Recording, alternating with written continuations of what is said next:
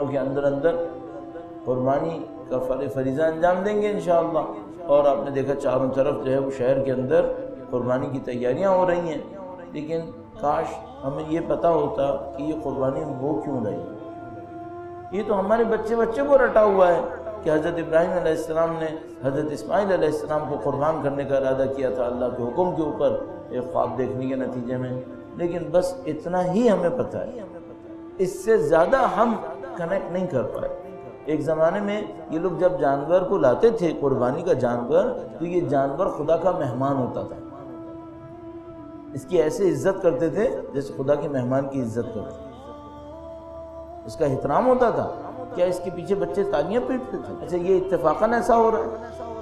یہ اتفاقاً نہیں ہو رہا، جس نے دین کی تاریخ پڑھی اس کو پتہ ہے یہ تکرار ہو رہی ہے، یہ تکرار ہو رہی ہے۔ پہلے شعور ختم ہوتا ہے، پتہ ہی نہیں قربانی ہو کیوں رہی ہے، تو ہر ایک آدمی آپ سے پوچھے گا، آج کے زمانے میں یقیناً آپ نے دیکھا ہوگا، وہ سوال کرے گا بھائی جب لوگوں کو گوشت ہی کھلانا ہے تو پیسے نہ دے دیں، گوشت کھلانے کا کیا فائدہ، تعلیم نہ دلوائیں ان کو اسی پیسے سے۔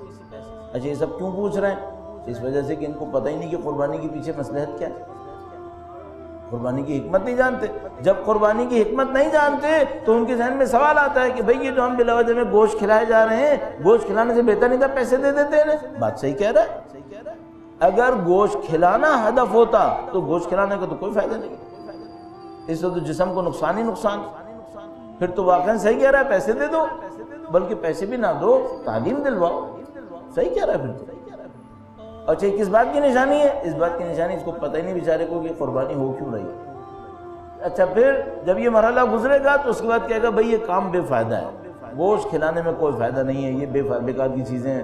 اس کے بعد تیسرے مرحلے میں اس کام سے اکتا جائے گا، کہے گا بھئی کیا ڈرامہ ہو رہا ہے، لاکھوں لوگ جا رہے ہیں ادھر سے ادھر جاتے ہیں، جانور لے کے آتے ہیں، کھیل کود مسخرہ ہلڑ بازی، کیا کر رہے ہو یہ سب کا سب؟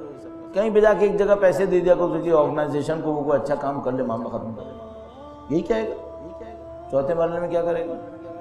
مذاق اڑائے۔ آپ اگر قبول فرمائیں تو ہمارا یہ عمل میرے لڑکپن میں شروع ہو گیا تھا، مذاق اڑانے۔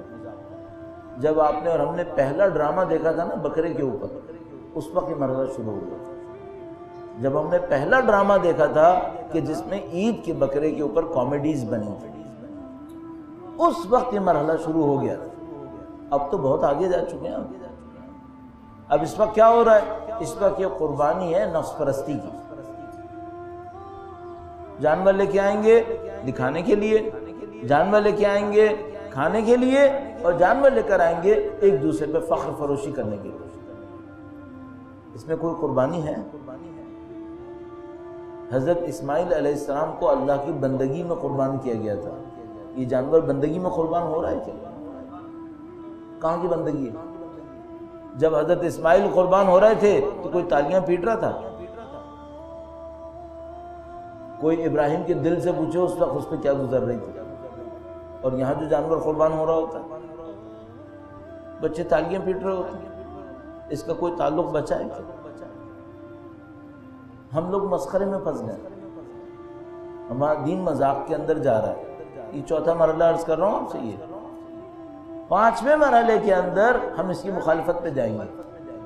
ابھی لکھ لیجئے، پانچویں مرحلے کے اندر ہمارا معاشرہ جو آج ایسے قربانی کر رہا ہے جیسے نماز سے زیادہ واجب ہے، یہ اس کی مخالفت کرے گا، اس کی مخالفت کرے گا۔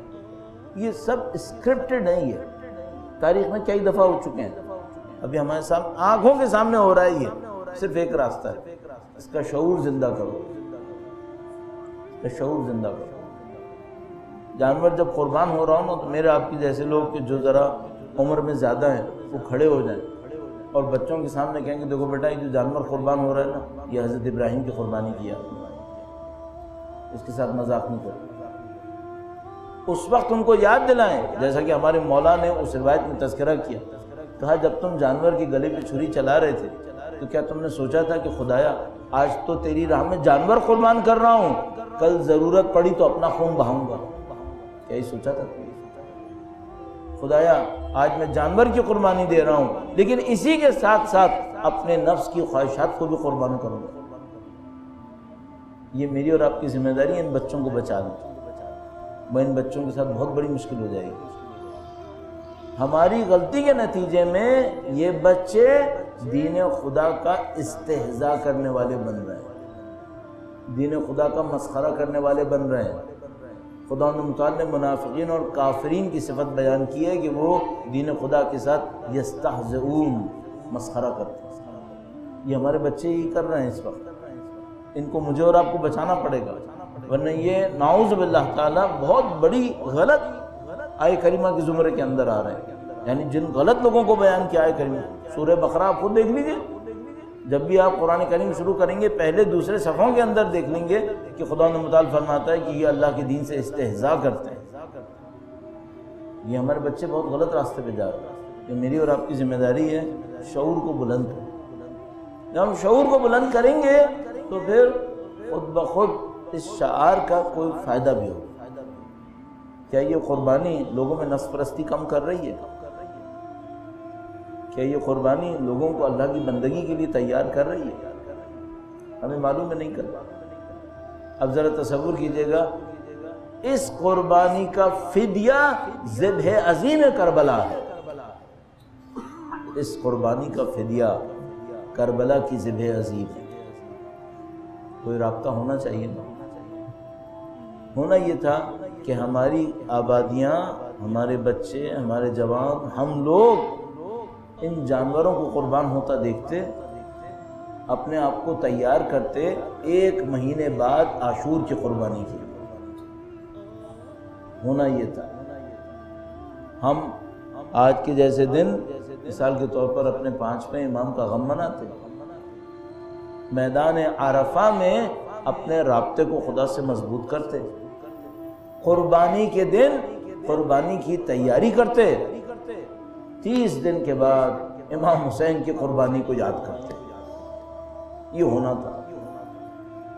ہم اپنے بچوں کو یہ سمجھاتے کہ دیکھو بیٹا، جو حضرت ابراہیم نے اپنے فرزند کی قربانی دی وہ بنا بر مصلحت خداوند متعال نے جانور کی قربانی میں تبدیل کر دی، لیکن بیٹا ایک اللہ کے رسول کا نواسہ بھی تھا۔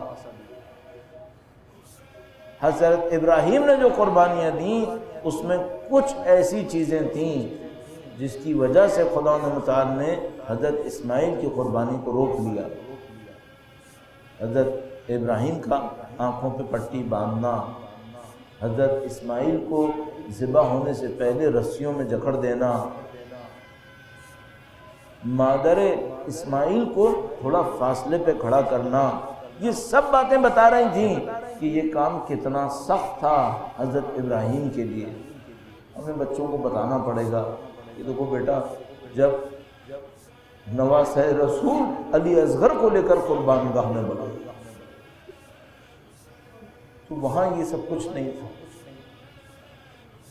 کتنے پیار سے حضرت ابراہیم حضرت اسماعیل کو لے کر چلے، اور دشمنوں کی کتنے نرغے میں نواسہ رسول علی اصغر کو لے کر آئے۔ کیا مقایسہ! کہاں مادر اسماعیل جس کو خبر بھی نہ ہو کہ بچہ قربان گاہ میں جا رہا ہے، اور کہاں مادر علی اصغر جو اپنے ہاتھوں اپنے بچے کو قربان کرنے کے لیے بھیجی۔ کہاں وہ لمحہ کہ ابراہیم کی آنکھوں پہ پٹی، اور کہاں امام حسین کے بچے کو دونوں ہاتھوں پر اٹھا دیا۔ کہاں تو خدا کے رحم کا ایسا جوش مارنا کہ ابراہیم کے قربانی کو قبول بھی کیا اور اسماعیل کو بچا لیا اور جانور کو بھیج دیا۔ اور کہاں وہ لمحہ ہوا کہ تیر ستم چلا اور ننھا سا گلا کٹتا چلا گیا۔ شیخ عباس قمی نے بڑا عجیب لکھا، کہا تیر ستم چلا اور کان سے کان تک بچہ ذبح ہو گیا۔ یاد رکھنا وہ تبسم اصغر بشیر کا، حوصلہ توڑا کہ جس نے حرملا کے تیر کا، بے زبانی میں تھا جس کی معجزہ تقدیر کا۔